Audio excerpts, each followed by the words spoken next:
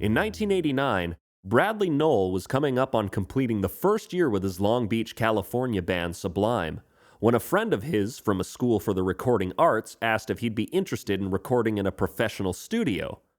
Bradley jumped at the opportunity, and Sublime recorded a song that landed his friend a C-. That song, in fact, that very recording of that song, titled Badfish, is seen today by millions of people as one of Sublime's greatest releases, showing not only that teachers have no idea what the hell they're talking about, but also that since the very beginning, Bradley Nowell was a master of songwriting. The melody itself is somewhat worked off of a song by the Ziggins called All the Fun We Missed, the Ziggins being a California band that featured Miguel Happold, the recording student friend who recorded Badfish for Sublime. Whereas the words find inspiration from the 70s ska group The Specials' song Nightclub. Both tracks started with the candid recordings of captured audio scenes in real life. Nightclub featuring the sounds of conversations and clinking glasses at a bar, just as Badfish does. But whereas Nightclub's lyrics are more of an ode to the party scene, Badfish takes the opposite approach, presenting it as a life of toxicity that will eventually swallow its narrator whole, if no one can save him from himself in time. As Bradley would tragically die in 1996 of a heroin overdose, many feel Badfish is a cry for help from a man in the throes of a crippling opium addiction, the term Badfish itself being a word to describe a heroin addict. But two things are wrong with this theory. The first being, Brad didn't start using heroin until 1992, 3 years after Badfish was recorded, so it's definitely not about his personal struggles with the substance. The second being that Badfish also refers to a partier in general, or rather, someone who habitually drinks, which leads to using party drugs such as coke or ecstasy, not necessarily heroin. On the other hand, Badfish is also used to denote someone who pushes hard drugs on other people, predominantly heroin. This, or the definition prior, seems to be the way Bradley uses the term in this song. But, that being said, what makes its lyrics so interesting and well put together from an artistic standpoint is the fact that, due to the term Badfish being a nautical one, Bradley, a surfer since childhood who lived in a state known for surf culture, presents the entire lyric sheet full of surfing and nautical metaphors, the main idea being that he is stranded on a reef in the middle of the ocean, representing the party scene, and waiting for someone to save him, as the waves, representing the dangerous temptations that exist in that lifestyle, grow bigger and bigger, and do their best to pull him in the wrong direction, making it harder and harder to fight against the situation all on his own. In a personified reference to this toxic party life, he starts his first verse by singing, "When you grab a hold of me, tell me that I'll never be set free. But I'm a parasite. Creep and crawl, I step into the night." Two things about this stanza. First, we're right away encountering the nautical metaphor. Bradley is talking about the party life, who he is personified and is singing directly to as if it were a living entity. He is talking about it ensnaring him, literally grabbing a hold of him, while at the same time, as will become clearer later, likening it to a wave in the ocean, which tends to grab surfers and wrench them in the opposite direction they're trying to swim. Secondly, on this opening stanza, the next two lines, "But I'm a parasite, creep and crawl, I step into the night," are directly pulled from Nightclub by the Specials, which says, "Sleep all day, it's the only way, I'm a parasite, I creep about at night," showing us that, as these are Bradley's opening lines, he was clearly thinking of Nightclub, its message and its meaning, when he started to write Badfish, which gives us uber insight into what Badfish is truly about. It's his version of Nightclub, his interpretation of the nightlife. And in the next lines, he describes how his nights begin after he creeps out into them. "2 pints of booze," he sings before asking, "Tell me, are you a bad fish too?" So here we encounter the first reference to the song's title, and are confronted with the decision as to what meaning of the term badfish he's using. Bradley may be asking the listener, or someone he sees at the bar or party he's detailing, possibly a woman he's having a pint with, "Are you a bad fish like me?" Meaning, do you party hard without regard for your health or well-being? Or Is he referring to the other meaning of badfish? Someone who tries to get others on heroin, as in he's asking that person at the party or bar, possibly the woman he's having a pint with, "Are you going to try to tempt me with heroin like everyone else does in this scene?" In other words, are you just another badfish? The answer could be proven either way in the next lines, where he sings, "Ain't got no money to spend. I hope the night will never end. Lord knows I'm weak. Won't somebody get me off of this reef?" This could be Bradley saying he has no money for heroin. He's having a great time and doesn't want to leave, but he knows he's susceptible to give in to temptation if he stays, and is begging someone to take the wheel and get him out of there. Or rather, as the metaphor goes, to get him off the reef he feels he's stranded on within this lifestyle. On the other hand, if the badfish term is being used to describe Bradley simply as a party animal, these lines make perfect sense as him saying, "I have no money," which is unfortunate because I want to party all night. And that, of course, takes spending cash, followed by his lament for being stranded in such a mind state, which he sees as a weakness that he needs saving from. And from there, we move into the second verse, where Bradley sings, "Baby, you're a big blue whale. Grab the reef when all duck diving fails. I swim, but I wish I never learned. The water's too polluted with germs. I dive deep when it's 10 feet overhead. Grab the reef underneath my bed." Here, not only are we gaining more insight to the meaning behind the lyrics, but we're also getting deep into the surfing metaphors.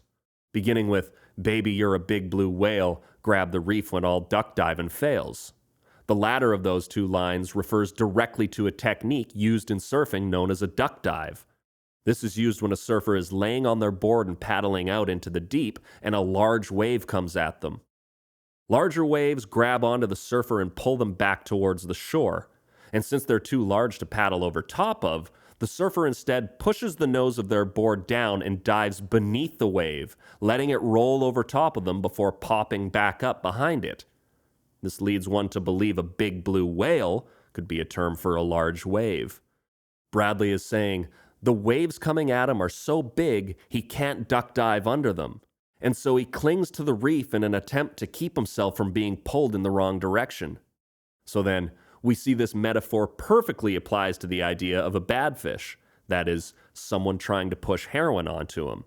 The temptation is the wave, which is so great he struggles not to get caught by it and pulled in the wrong direction, saying next, "I swim but I wish I never learned, the water's too polluted with germs," which is to say, I party but I wish I never started because the scene is filled with toxicity, as in, those set on getting me into heroin. Badfish. But then again, the wave could also apply to the other meaning of badfish. That is, the temptation to go out and party into the wee hours of the next day, with no regard for the damage such a lifestyle brings with it. The big blue whale could be a reference to the lifestyle itself, just as in the opening lines, "When you grab a hold of me" are. Moreover, this is actually a double metaphor, because a big blue whale is also a reference to a monster in the deep that lurks up to the surface. Examples in this trope are rife in literature, stemming all the way back to the story of Jonah in the Bible. Jonah being the poor soul who gets swallowed by a massive whale and is forced to confront his problems from within the belly of the beast. Moby Dick also uses a massive whale as its antagonist. Bradley is cleverly drawing on this typographical trope and combining it with his surfing metaphors to paint the picture that he is fighting a monster, which, not by chance, is another term for a massive wave. The next lines confirm this further, as he sings, "I dive deep when it's 10 feet overhead. Grab the reef underneath my bed." Once again, he is grabbing the reef when the wave is towering over him, too big to dive under. And he also mentions the reef underneath his bed, another reference to monsters, who also typographically lurk under beds in lore and literature. It's quite brilliant writing, actually, and of course spells out the scenario deeper. That is, that Bradley is facing constant, overbearing temptation, whether that's the temptation of heroin or just the habit of partying hard, and is clinging to what he can to save himself from getting swept up in it. "Ain't got no quarrels with God," he begins his next chorus with, on the one hand saying that his quandary is of his own doing, not God's, while on the other hand using the word quarrels, rather than gripes or problems, as quarrels happens to phonetically mirror coral, the substance that makes up a reef. "Ain't got no time to grow old," he then sings in full admission that this lifestyle is putting him on a track to an early death, a sad prophecy that came to be in less than a decade's time. "Lord knows I'm weak," he then repeats from earlier, before asking once more, "Won't somebody get me off of this reef?" Quite literally at this point saying, "I will die if I'm not saved from this stone I'm stuck on in the middle of this deep, dark ocean." And sadly, after this cry for help, Bradley's addictions only grew, and in the end, no one could save him from himself. Whether specifically detailing the temptation of heroin or just the temptation of habitual boozing and partying, one thing is for sure. Badfish is a song where early in his adult life, Bradley Nowell recognized the path that he was on. It is a song in which he spelled out through Long Beach slang and nautical metaphors that he was addicted to a late-night lifestyle that historically swallows men whole and spits them out as skeletons. And underneath the lively bass line and positive major chord changes, that is what Badfish is all about. But of course, that's only one opinion. I'd love to know what you think the song is saying, what it means to you, and what definition of the word badfish you think Bradley is using by writing it all down in the comments section below. But before you do, here are 5 additional facts about Sublime's Badfish. 1. Though recorded in 1989 and passed around Southern California, Badfish was officially released to the world on Sublime's 1992 album 40 Ounces to Freedom. 2. While Badfish was released as a single on its own in 1993, it was hard to get radio stations to play it, and so after Bradley Nowell's death, it was re-released again in 1996, making it a member of a rare club of singles that were released twice. A year prior, in 1995, Sublime released an EP called Badfish with 4 other tracks accompanying it, so technically, it was officially released 4 separate times. 3. Like the Sublime tattoo on Bradley's back, the flowers that surround it on Sublime's self-titled album, and the sun in the 40 Ounces to Freedom album cover, famous LBC tattoo artist Opie Ortiz designed the cover art for Badfish. 4. In July of 1995, Sublime filmed the video for Badfish on the shore of Santa Catalina Island in California. But because of the parts featuring people drinking, MTV refused to play it until 2 years after Bradley's death in 1998. 5. Not only do Sublime with Rome play Badfish at every show, but the song has also been covered by numerous other artists, including, but not limited to, The Ziggins, No Use for a Name, Jack Johnson, and a noteworthy Sublime cover band named Badfish. Thanks for watching. Now we want to know what you think of Badfish down below in the comments section. And don't forget to like and share this video with a fan of Sublime or a fan of lyrics. And most importantly, if you haven't yet, hit that subscribe button to keep up with all future Lyristoric content.